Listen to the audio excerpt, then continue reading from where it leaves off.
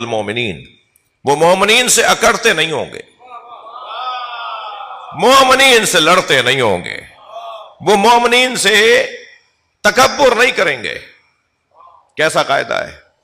مومن رحماء بینہم، جن کی ایک صفت یہ ہے کہ وہ آپس میں رحیم ہے، آپس میں مہربان ہے۔ سارا زور، ساری طاقت، سارے پیسے، سارا بازو کا دم اپنوں پہ ہی نکالنا ہے۔ تم میں جرأت ہے تو جاؤ اسرائیل، جا کے یہودی سے لڑو، تم جا کر لڑو ان لوگوں سے کہ جو مسلمانوں کو پریشان کیے ہوئے ہیں، مگر نہیں ہے تو سارا زور اپنوں پہ نکالنا ہے، ساری لڑائیاں آپس میں ہی ہونی ہے۔ یار میں عمومی بات کر رہا ہوں، آپ کو کوئی خفا نہ ہو میری بات سے، آپ کی تو بات ہی نہیں ہو رہی۔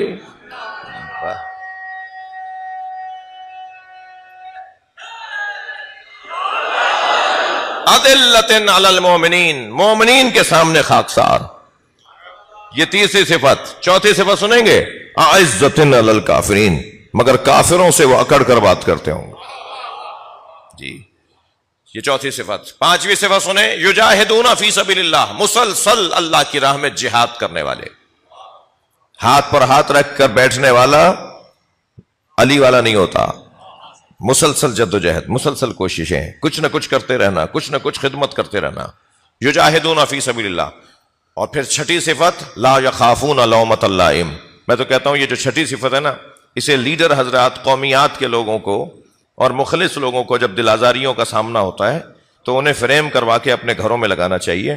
آتے جاتے آیت کے اس حصے پہ جب نگاہ جائے گی تو سب لوگوں کی دل آزاریاں اس ایک آیت سے ازالہ پا جائیں گی۔ اور وہ جملہ کیا ہے؟ لا یخافون لومۃ لائم، آیت کا حصہ۔ خبردار، ملامت کرنے والوں کی ملامت سے وہ خوف زدہ نہیں ہوتے۔ ساری دنیا مذمت کرتی رہے، اللہ راضی ہے۔ سب مذمت کرتے رہیں، رسول اللہ خوشنود ہے۔ ساری دنیا ایک طرف ہو جائے، علی مولا راضی ہے، کوئی پریشانی کی بات نہیں۔ ہونے دیں ساری دنیا کو ایک طرف، میرا ضمیر مطمئن ہونا چاہیے۔ اندر کا سپاہی آواز دے، کسی باہر والے سپاہی سے روک ٹوک کی ضرورت کیا ہے؟ اندر سے آواز آئے کہ تم سچے ہو، تم صحیح ہو، تم حق پر ہو۔ اور اگر اندر سے ہی مذمت آ رہی ہے، اندر سے ہی ناراضگی آ رہی ہے تو بس یہ کمزوری ہے۔ لا یخافون لومۃ لائم۔ 6 صفتیں ہو گئیں۔ اللہ ان سے محبت کرتا ہے، وہ اللہ سے محبت کرتے ہیں۔ اس معیار کا وجود کون ہو سکتا ہے؟ ہمیں اس معیار کا وجود ایک تو خیبر کے میدان میں نظر آیا۔ بھائی جو بات سننا چاہ رہے ہیں وہ تھکے نہیں، اپنی آوازوں کو آزاد کریں گے۔ محفل مجلس کے اندر بیٹھ کر ہمیں ثابت کرنا ہے کہ ہم مجلس میں بیٹھے ہیں۔ خیبر کا میدان ہے، 40 دن تک جنگ لڑی جاتی رہی، فتح نہیں ہو رہی تھی تو نبی نے فرمایا کل میں علم اسے دوں گا، لَأُعْطِيَنَّ رَایَةً غَدًا رَجُلًا كَرَّارًا غَيْرَ فَرَّارٍ يُحِبُّهُ اللَّهُ وَيُحِبُّهُ اللَّهُ وَرَسُولُهُ۔ کل میں علم اسے دوں گا جو کرار ہوگا، مرد ہوگا، غیر فرار ہوگا، اللہ اور اللہ کا رسول اسے چاہتا ہوگا، وہ بھی اللہ اور اللہ کے رسول کو چاہتا ہوگا۔ صلوات بر محمد و آل محمد۔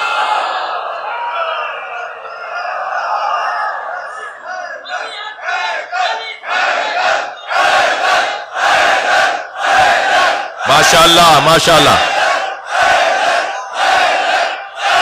بلندتر صلوات نبی اور آل نبی پر، اللہم صل علی محمد و آل محمد۔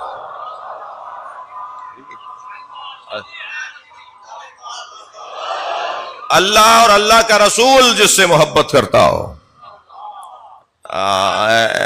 اہل ولا تشریف فرما ہے، صاحبان مودت لوگ بیٹھے ہیں جی۔ کل میں علم اسے دوں گا جو رجل ہوگا، کرار ہوگا۔ علماء کرام تشریف فرمائے، خاص طور پہ مولانا نازل حسین محمدی صاحب جی، علامہ اعجاز صاحب، ابرار بھائی بھی جوہری صاحب کے ساتھ بیٹھ کر بہت کچھ سیکھ چکے ہیں، اور بلکہ شاید بہت سو کو تو شاہ صاحب، یہ سارے جن میں بہت سے لوگوں کو دیکھ رہا ہوں، شخصیات بیٹھی ہوئی ہیں، صاحبان ادب بیٹھے ہوئے ہیں، مرثیہ پڑھنے اور لکھنے والے لوگ بیٹھے ہوئے ہیں، ادیب حضرات تشریف فرمائے ہیں۔ اللہ آپ سب کو اپنی حفاظت میں رکھے۔ ڈاکٹر ظفر حیدر صاحب تشریف فرما ہے.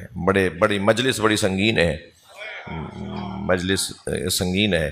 تو میں ایک جملہ کہوں کہ یہ جو کرار کا مطلب جو ظاہری طور پر لیا گیا ہے نا کہ میدان میں پلٹ کر حملہ کرنے والا، پلٹے جھپٹے، تو جب ایک صاحب یہ ترجمہ کر رہے تھے تو میرے حلق سے اتر نہیں رہا تھا، اس لیے نہیں مجھے بات سمجھ میں آ رہی تھی کہ علی تو وہ ہے ہی نہیں جو پلٹ کر آئے. علی سے بچ کے کوئی جاتا نہیں ہے اور علی کے پیچھے کوئی آتا نہیں ہے. تو یہ کیا مطلب نکلے گا اس کا؟ یا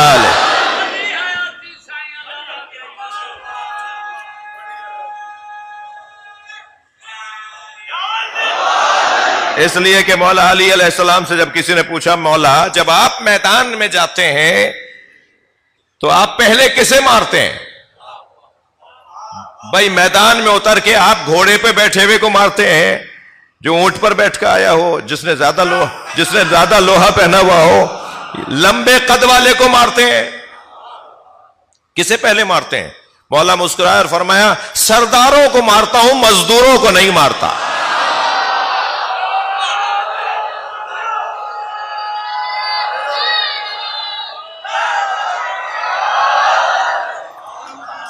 تاکہ کم سے کم خون بہے. جی سرداروں کو مارتا ہوں تاکہ کم سے کم خون بہے، مزدوروں کو نہیں مارتا. پھر اسی پوچھنے والے نے ہم پہ کرم کیا اور مولا سے پوچھ لیا یا علی ہم اگر میدان میں جنگ کے موقع پر جنگ گھمسان کی ہو اور ہمیں آپ سے بات کرنی ہو، آپ سے ملنا ہو، کوئی مشورہ کرنا ہو، کوئی رہنمائی لینی ہو، تو میدان میں آپ کہاں ملیں گے؟ تو حضرت میدان جنگ کے آداب سے آشنا لوگ جانتے ہیں کہ جنگ لشکر جو ہے وہ دستوں میں تقسیم ہوتا ہے. لشکر کا چہرہ علیحدہ ہوتا ہے، میمن علیحدہ ہوتا ہے، میسر علیحدہ ہوتا ہے، قلب لشکر یہ علیحدہ ہوتا ہے، اور لشکر کی پشت پناہ علیحدہ ہوتی ہے. یعنی لشکر جو میدان میں آ چکا ہوتا ہے اس کے علاوہ بھی ایک تعداد ہوتی ہے جو انہیں اس وقت بھیجا جاتا ہے کہ جس وقت میں ضرورت پڑ رہی ہوتی ہے. تو لشکر مختلف تقسیمات کا عنوان رکھتا ہے. تو پوچھنے والے نے پوچھا کہ مولا جب ہم آپ سے میدان میں ملنا چاہیں تو آپ کہاں ملیں گے؟ تو حضرت نے فرمایا جہاں میں گھوڑے سے اترتا ہوں وہیں کھڑا رہتا ہوں، نہ میں کسی کے پیچھے بھاگتا ہوں اور نہ کوئی میرے پیچھے آ پاتا ہے. میں ایک ہی جگہ کھڑا ہو کر لڑتا رہتا ہوں، جو بھی سامنے آتا رہتا ہے میرا اس کا مقابلہ ہوتا رہتا ہے. اب پوچھنے والے نے اور احسان بڑھا دیا، اس نے کہا مولا جب آپ کے سامنے آپ کا دشمن آتا ہے تو آپ کو کیسا لگتا ہے؟ فرمانے لگے مجھے اس پہ رحم آتا ہے، اس لیے کہ وہ مجھے دیکھ کر گھبراتا ہے، اور گھبرائے ہوئے کو مارنا علی کی صفت نہیں ہے. کیا کمال ہے! علی مولا میں ضدیں جمع تھیں، تھکے ہوئے تو نہیں ہیں آپ؟ علی مولا میں ضدیں جمع تھیں، جامع الازداد ذات علی کی. ان ضدوں میں ایک ضد یہ ہے کہ جو میدان میں اترا ہوا ہے وہ مہربان نہیں ہوتا. بھائی تھوڑا وہ گردن ہلا دینا بات جائے تو.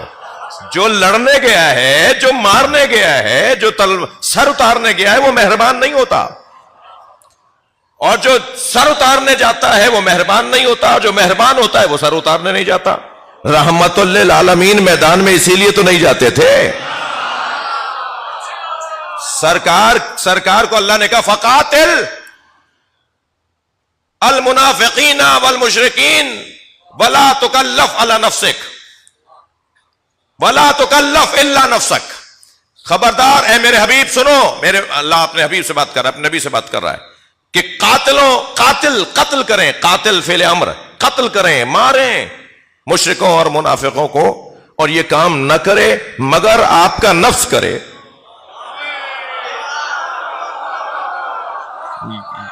الا نفسک، یہ کام نہ کرے مگر آپ کا نفس کرے. اب یہ نبی مکرم نے کتنی مرتبہ تلوار اٹھائی؟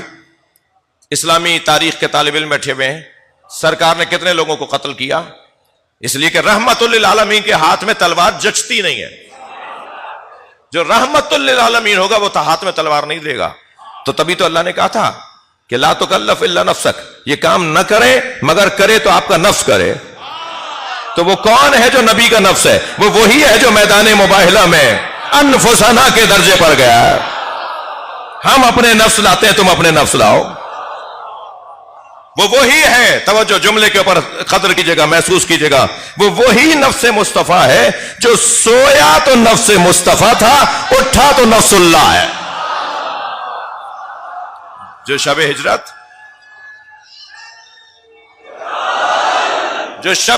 سویا تو نبی کی جان تھا، اٹھا ہے تو نفس اللہ بن گیا.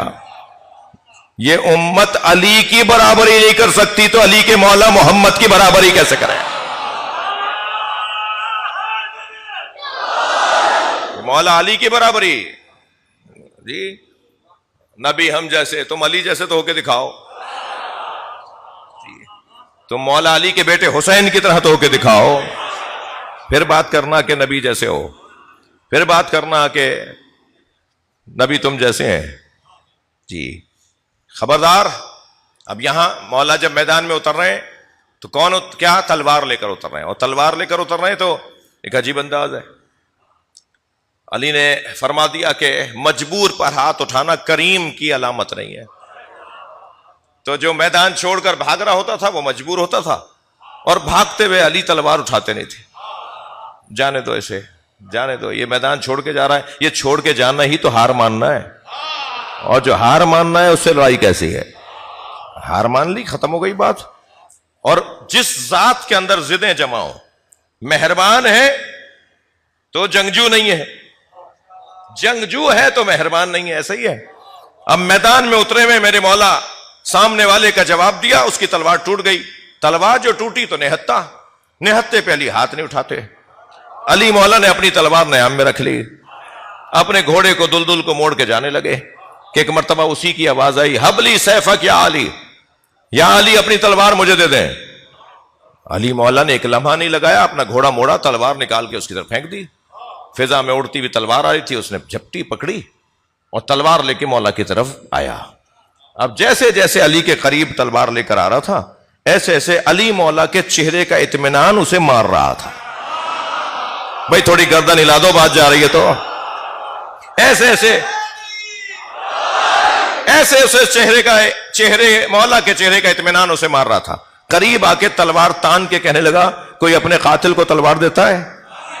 حضرت نے فرمایا پہلے قاتل تھا پھر سائل ہو گیا تھا. علی سے مانگنے والا خالی ہاتھ نہیں جاتا.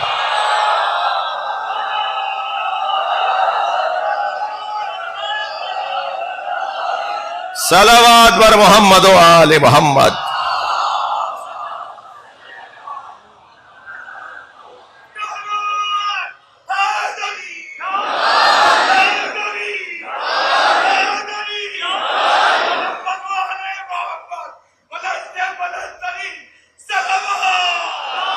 اللہم صل علی محمد و آل محمد.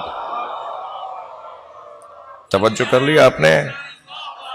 اب جس سے اللہ محبت کرتا ہو اور وہ اللہ سے محبت کرتا ہو، پھر اس کی کیفیتیں کچھ اور ہیں.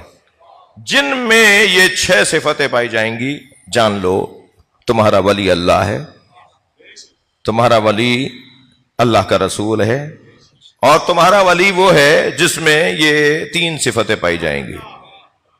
مولا علی کو تو اللہ بھی چاہتا ہے علی کی بات زیادہ ہو. اپنے بارے میں ایک جملہ کہا ہے، رسول اللہ کے بارے میں ایک جملہ کہا ہے. علی مولا کی جب بات آئی تو اللہ بھی 3 جملے کہہ رہا ہے. ہمیں کیوں قصوروار ٹھہراتے ہو بھائی کہ تمہارے یہاں تو ہر بات علی کی ہوتی ہے، علی کی بات زیادہ ہوتی ہے. ہم کیا کریں؟ اللہ بھی یہی چاہتا ہے، اللہ بھی یہی چاہتا ہے کہ علی کی بات زیادہ ہو. لہذا 3 جملے مولا علی کے لیے. کون؟ تمہارا ولی اللہ و رسولہ والذین آمنوا الذین آمنوا ویقیمون الصلاۃ ویؤتون الزکاۃ وہم راکعون. کیونکہ وہ یؤتون الزکاۃ وہم راکعون ایک صفت ہے جو حالت رکوع میں زکات دیتا ہے. یؤتون الزکاۃ وہم در حالی کے وہ ہوتا ہے کس میں؟ راکعون، رکوع کی حالت میں. تو 3 صفتیں ہو گئیں. ایمان، نماز کا قیام اور حالت رکوع میں زکوٰۃ. تو اب اگر آپ اذانوں میں کہہ دیتے ہیں علی ولی اللہ کے بعد وصی رسول اللہ و خلیفۃ بلا فاصل، تو زیادہ سے زیادہ اگر آپ بات کر رہے ہیں تو ولی بھی ہیں، وصی بھی ہیں، خلیفہ بھی ہیں، تو اللہ بھی یہی چاہتا ہے کہ علی کی بات زیادہ کرو. جی اللہ بھی یہی چاہتا ہے مولا علی کی بات زیادہ ہو. اور پھر جو ان ولایتوں کا حامل ہو جائے، جو اس مقام پر کہ اسے یہ ولایتیں نصیب ہو جائیں، تو پھر اس کو اللہ حزب اللہ کہہ کے یاد کرتا ہے. بعد والی آیت، اس کے بعد والی آیت کا جو وَمَن يَتَوَلَّ اللَّهَ وَرَسُولَهُ وَالَّذِينَ آمَنُوا، اس کے بعد والی یعنی 56ویں آیت. اور جو اللہ کے رسول اور صاحب ایمان جس کی وہ صفتیں بتائیے اس کی پیروی کر رہا ہو تو جان لے فَإِنَّ حِزْبَ اللَّهِ هُمُ الْغَالِبُونَ، تو حزب اللہ ہی غالب رہے گا. تو غالب کون رہے گا، مستقبل کس کا آئے گا؟ جو اللہ کا لشکر ہوگا، جو حزب اللہ ہوگا. حزب اللہ کون ہے؟ جو علی ولی اللہ تک پہنچا ہوا ہو. حزب اللہ کی وہ صفتیں پہلے بتا دی گئیں. تو غالب کون آئے گا، حاکم کون بنے گا، غلبہ کس کا ہوگا؟ بظاہر جنگ تو کوئی اور جیتے گا مگر غلبہ کسی اور کا ہوگا. ایسا ہو سکتا ہے کہ جنگ کوئی اور جیتے مگر غلبہ کسی اور کا ہو جائے. جنگ جیتنے والے کربلا میں یزیدی تھے مگر غلبہ حسین کا ہے. آپ دیکھ لیجئے غلبہ حسین کا ہے. یہ بار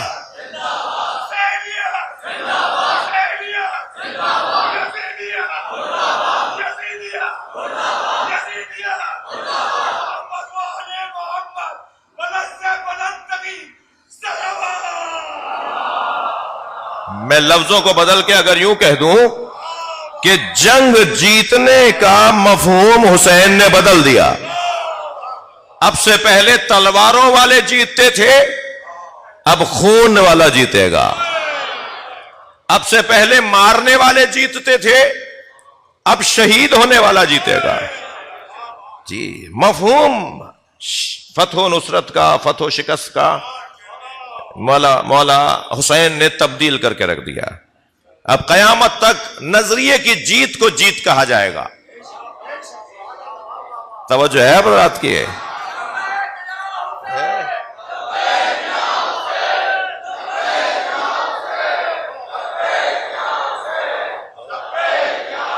بھائی اگر نعرہ لگانا ہے تو پھر مل کر کریں، لبیک یا حسین.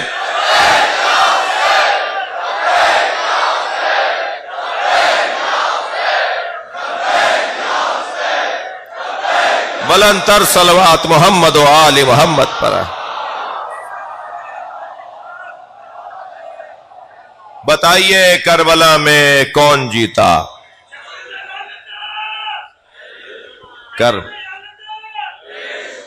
کربلا میں وہ جیتا جس نے کہہ دیا تھا مثلی لا یبایع مثلہ، مجھ جیسا اس جیسے کی بیعت نہیں کر سکتا.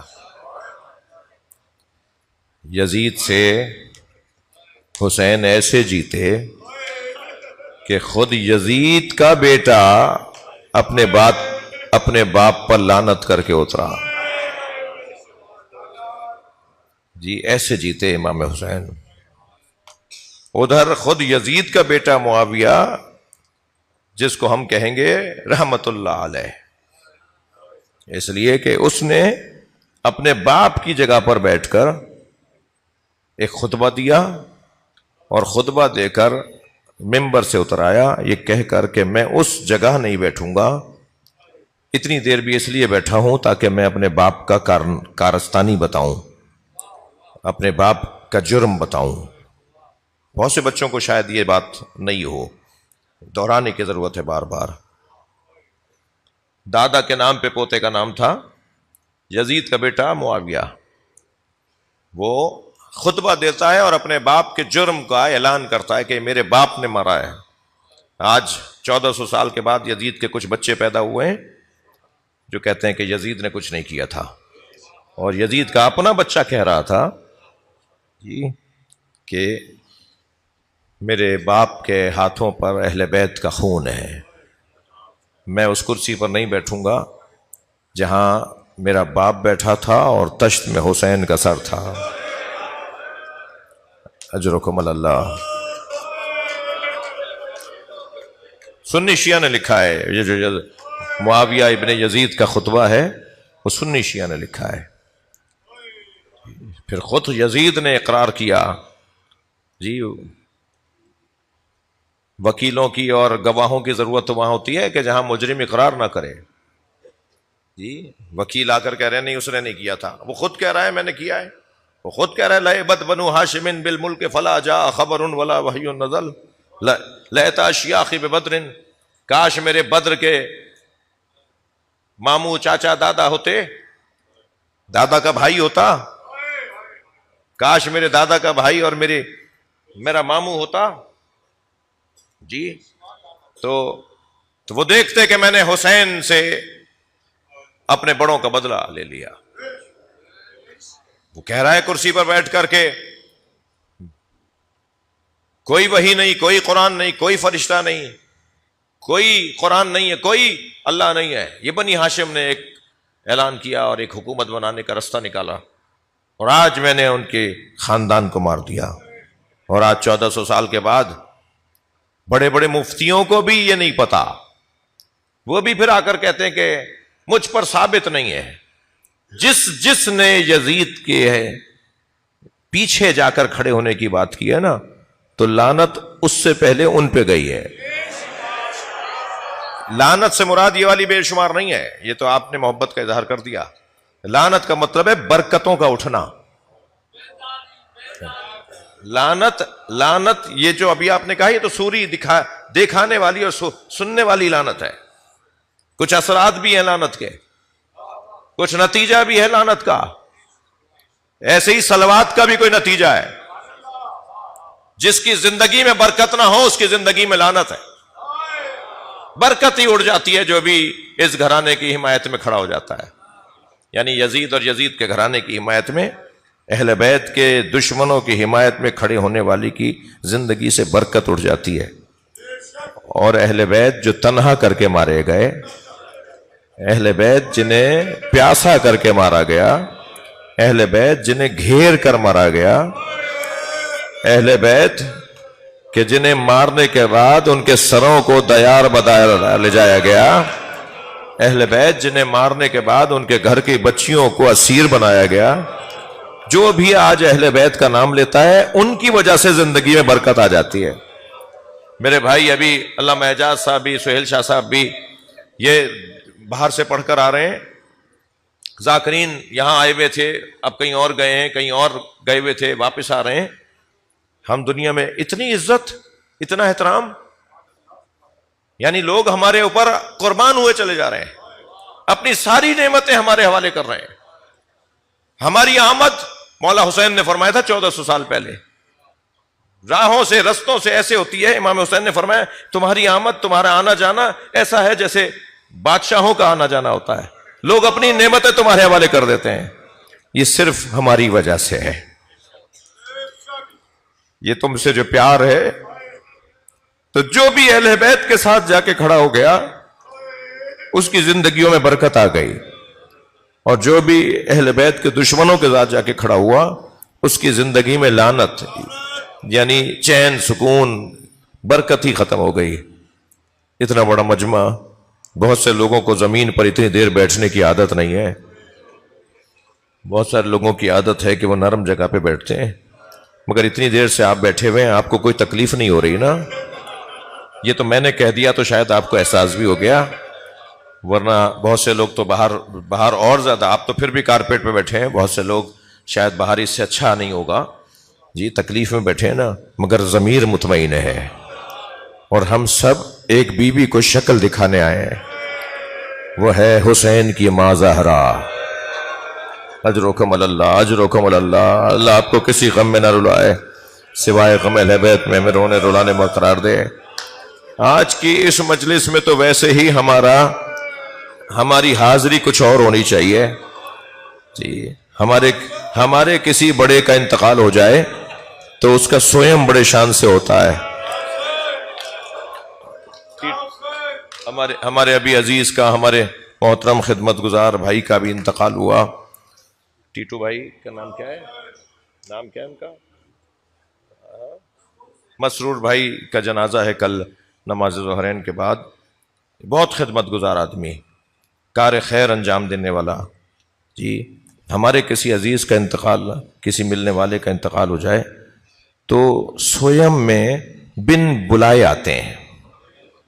چہلم کا تو انتظار ہوتا ہے کہ پرچہ آئے گا، ہمیں بلایا جائے گا، ہمیں آگاہ کریں گے کہ چہلم کب ہے. مگر سویم میں کوئی انتظار نہیں کرتا کہ فون آئے.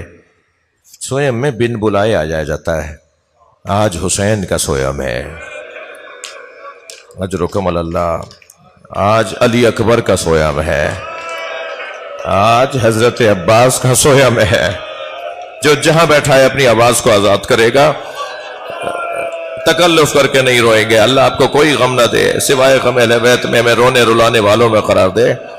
عزادارو آج اون و محمد کا سویم ہے، آج حضرت قاسم کا سویم ہے. اور جو رونے آئے ہیں جملہ کہوں، یہ آج علی اصغر کا سویم ہے، آج رباب کے بچے کا سویم ہے. اجرکم اللہ. آج حسین کا سویم ہے. اللہ اکبر. سویم تک ہمارے گھروں میں چولہا نہیں جلتا. سنی شیعہ کے ہاں یہ حکم شرعی ہے کہ سوگ 3 دن کا ہوگا، سویم تک چولہا نہیں جلتا. عزیز و اقارب کھانا لے کر آتے ہیں، عزیز و اقارب کھانے دیتے ہیں، کھچڑی دیتے ہیں. اس گھر کے اندر چولہا نہیں جلتا. اس گھر کے غمزدہ لوگوں کو یہ نہیں ہوتا کہ تم کھانا پکاؤ. کہا نہیں، عزیز لے کر آئیں گے. سلام ہو حسین کی غربت.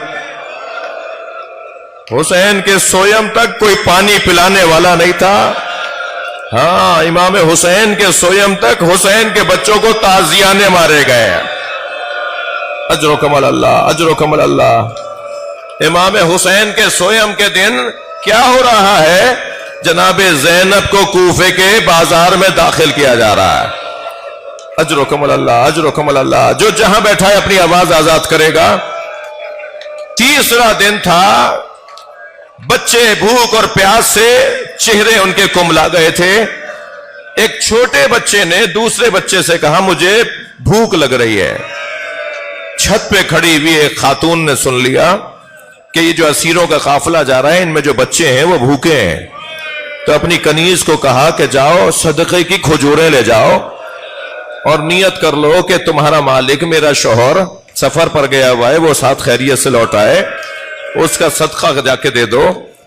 جب وہ لے کر گئی نا کھجوریں، تو ایک بچے نے ہاتھ ہی بڑھایا تھا کہ جناب زینب کی دور سے آواز آئی، الصدقۃ علینا حرام، صدقہ ہم پہ حرام ہے.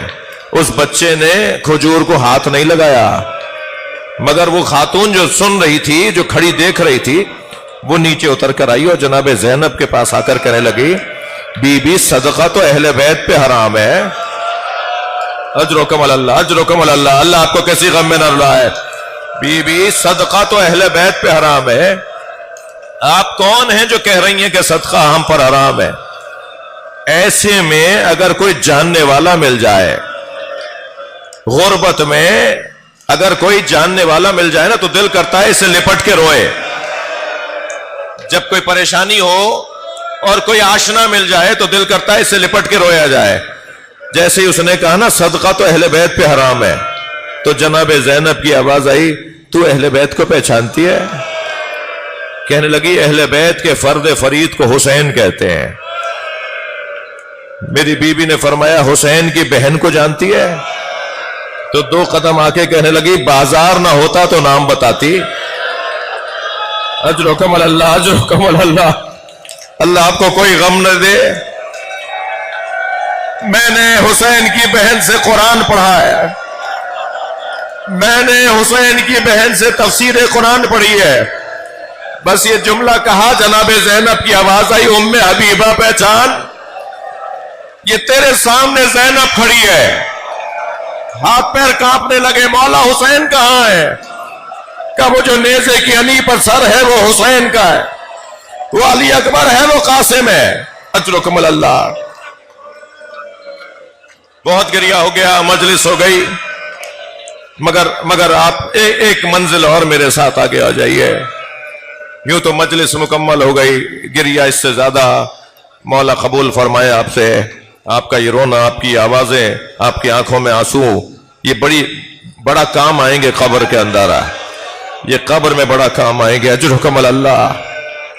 جی 3 دن تک جس کا لاشا دھوپ میں رہا ہو،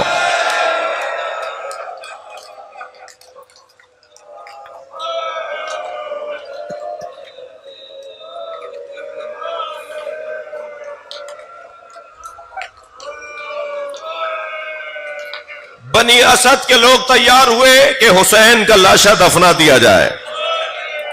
بیلچے خدال ہاتھ میں لے کر اپنے گاؤں سے نکلے. سامنے میدان میں امام حسین کا لاشا. تیسرا دن ہے نبی زادے کا لاشا. یہ وہی حسین ہے جسے گود میں لے کے زہرا نے چکی پیسی. یہ وہی حسین ہے جس کا جھولا جبریل جھلاتا تھا.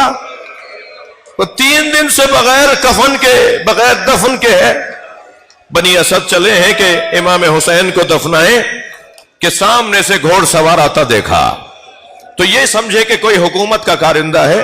تو ایک دوسرے کو آوازیں دیں کہ واپس چلے جاؤ، کہیں مخبری نہ ہو جائے، کہیں ہمیں سزا نہ دی جائے. تو دور سے جو آ رہا تھا نا، اس نے آواز دی، انا زین العابدین، میں علی ابن الحسین ہوں، مجھے تمہاری مدد کی ضرورت ہے، رک جاؤ. مدد جب امام سجاد معجزے سے آ سکتے تھے، وہاں دنیا دیکھ رہی ہے کہ آپ زنجیروں میں جکڑے ہوئے ہیں کوفے میں، اور ادھر امام آ گئے ہیں بابا کو دفنانے کے لیے. کیونکہ امام کو امام کے علاوہ، معصوم کو معصوم کے علاوہ کوئی اور دفنا نہیں سکتا. جی یہ وہی قاعدہ ہے جس قاعدے کے مطابق امام محمد تقی امام رضا کو دفنانے کے لیے، امام کو غسل و کفن دینے کے لیے خراسان پہنچے تھے 8 سال کی عمر میں. وہی قاعدہ ہے کہ معصوم کو معصوم. جناب زہرا کا جنازہ مولا علی نے کیوں غسل دیا؟ اس لیے کہ اس وقت معصوموں میں علی ہے کہ جو معصوم کو معصوم ہی غسل دے گا. ایک علت جناب زہرا کو غسل دینے کی مولا علی کی، ایک علت یہ ہے کہ ایک مرتبہ فرمایا، مجھے اب مولا جو معجزے سے آ سکتے تھے تو معجزے سے سارے کام بھی ہو جاتے، مگر گواہ بنانا تھا، تاریخ بنانی تھی. تاریخ لکھے گی کہ علی بن الحسین تو یہاں تھے. کوفے کے اندر تماشا دیکھنے والے کہیں گے ہم نے تو یہاں دیکھا تھا. یہ بتائیں گے کہ وہ آئے تھے اور ہم نے ان کے ساتھ دفنایا تھا. راوی بنیں گے نا، روایت بنے گی نا، تاریخ بنے گی نا. کل آنے والے قلم فروش مورخوں کو یہی جواب دیں گی، یہی روایت جواب دے گی نا. آواز آئی امام کی، رک جاؤ مجھے تمہاری مدد کی ضرورت ہے. امام قریب آئے، امام نے پہلے ان سے پرسہ لیا، ان سب نے امام کو پرسہ دیا. پھر امام نے فرمایا ایک بڑی قبر بناؤ، ایک بڑی قبر کھودو. ایک بڑی قبر انہوں نے کھودی، بنائی. پھر امام نے سارے شہداء کو ایک قبر میں لٹایا جس کا نام گنج شہیدہ رکھا. اللہ آپ کو لے جائے کربلا. جب آپ امام حسین کے حرم میں جائیں گے نا تو ایک بڑی قبر ہے جسے گنج شہیدہ کہتے ہیں، وہ وہی جگہ ہے. اس میں سارے شہیدوں کو رکھا اور پھر فرمایا اب میرے ساتھ نہر کے کنارے چلو. اجرکم اللہ. اب میرے ساتھ نہر کے کنارے چلو، فرات کی ترائی پر چلو. وہاں جو پہنچے تو وہاں ایک لاشا ہے جو عباس علمدار کا لاشا ہے. امام نے فرمایا قبر بناؤ. اب جب حضرت عباس کا لاشا اٹھانے لگے نا تو لاشا ڈھلک جاتا تھا، لاشا ڈھلک جاتا تھا. حضرت عباس کا جوڑ علیحدہ تھا. اللہ آپ کو جناب سکینہ کی قبر پر لے جائے، اللہ آپ کو حضرت عباس کی اصلی قبر پر لے جائے. جناب سکینہ کی قبر جتنی ہے نا اتنی ہی قبر جناب عباس کی ہے. جس کا قد اتنا لمبا ہو، تھکے نہیں جنہیں رونا، جس کا قد اتنا لمبا ہو، جو دراز قد قوی ہیکل وجود ہو، اس کا جنازہ اتنا چھوٹا کیسے رہ گیا؟ امام نے چٹائی میں لاشا لپیٹا اور قبر کے حوالے کرتے ہوئے ایک مرثیہ پڑھا، چچا آپ کو کربلا کی ریت مبارک ہو، اور میں کوفے میں زینب کبریٰ کے ساتھ ہوں. وہ بار بار آپ کو آواز لگاتی ہیں میرا وہ پردے کا محافظ کہاں ہے جس نے مجھے مدینے میں. اجرکم اللہ، اجرکم اللہ. واپس آئے اور فرمایا 2 قبریں بناؤ، ایک پائنتی کی طرف ایک سرہانے کی طرف. تو پائنتی کی طرف حضرت علی اکبر کو لٹایا اور سرہانے کی طرف بابا حسین کو لٹایا. اور امام حسین کو قبر میں لٹا کر جناب علی اکبر کو لٹا کر قبر کو خاک سے یکساں کیا اور حضرت علی اکبر سے ایک جملہ کہا تمہیں بابا کا جوار مبارک ہو، اے میرے بھائی علی اکبر تمہیں بابا کا جوار مبارک ہو۔ قبر کو مولا نے بنا کر انگشت شہادت سے ایک جملہ لکھا۔ کیوں لکھ رہے ہیں یہ جملہ؟ کیونکہ ابھی چند ہی دنوں بعد جابر ابن عبداللہ الانصاری آئیں گے، صحابی رسول آئیں گے، وہ ان قبروں میں کیسے پہچانیں گے کون سی کس کی قبر ہے؟ تو قبر پہ کیا لکھا؟ ھذا قبر الحسین الذی قتلوا عطشانا، یہ اس حسین کی قبر ہے جسے پیاسا مارا۔ عزاداروں مجلس میں نے مکمل کر دی، بس ایک جملہ اور سن لیجئے اور پھر مجلس عزا میں نوحہ خانی میرے بھائی آصف مغل کریں گے۔ میرے مولا نے قبر پہ لکھا یہ اس کی قبر ہے جسے پیاسا، اس حسین کی قبر ہے جسے پیاسا مارا۔ یہ جو مصائب میں پڑھ رہا ہوں نا، ایسے ہی حرم امام حسین میں ایک عالم دین مصائب پڑھ رہے تھے، ممبر سے جب اترے تو جیسے آپ رو رہے ہیں ایسے ہی روتے ہوئے ایک جوان نے کہا کہ آپ نے یہ نہیں بتایا کہ علی اصغر کو کہاں دفنایا، آپ نے یہ نہیں بتایا کہ امام سجاد نے علی اصغر کو کہاں دفنایا۔ تو ان عالم دین نے کہا مجھے نہیں پتا کہ حضرت علی اصغر کو کہاں دفنایا۔ رات آئی، بستر خواب پر گئے، خواب کی حالت میں امام حسین کو دیکھا، امام روتے ہوئے نظر آئے اور فرمایا ہمارے رونے والوں کو بتاؤ علی اصغر میرے سینے پہ سو رہا۔ زین العابدین نے علی اصغر کو میرے سینے پر لٹا دیا۔ الا لعنت اللہ علی القوم الظالمین۔